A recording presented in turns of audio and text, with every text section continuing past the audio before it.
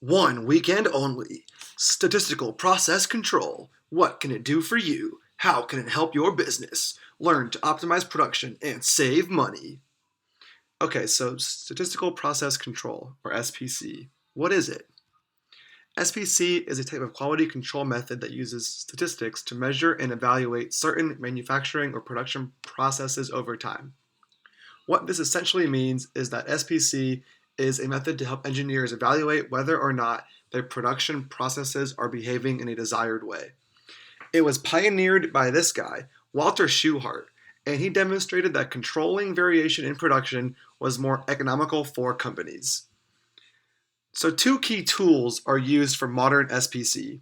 Run charts, on the left, use a single plotted line to show the change in some value over time. They can show upward or downward trends of a certain process. Control charts, on the right, are similar to run charts, except they have the addition of an upper and lower control limit that can be used to determine whether or not a process is in control and stable.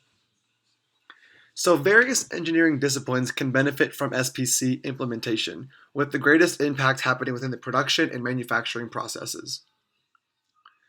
In my industry, electrical engineering, SPC can be used to measure various processes in circuit board manufacturing, including wire size and solder heights. In the following example of SPC being used in electrical engineering, engineers working in electronics manufacturing attempt to control solder heights on their circuit boards. Using too much or too little solder in the process can result in extra wear and tear and costly rework time for engineers.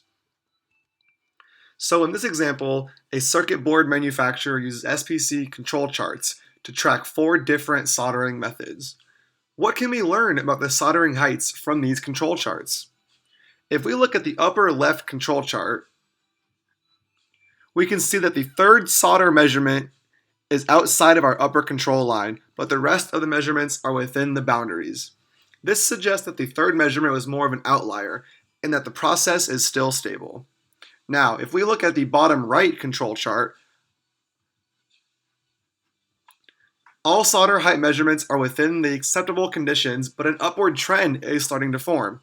This suggests that the process might soon be out of control, and a new control line might want to be established for this soldering process.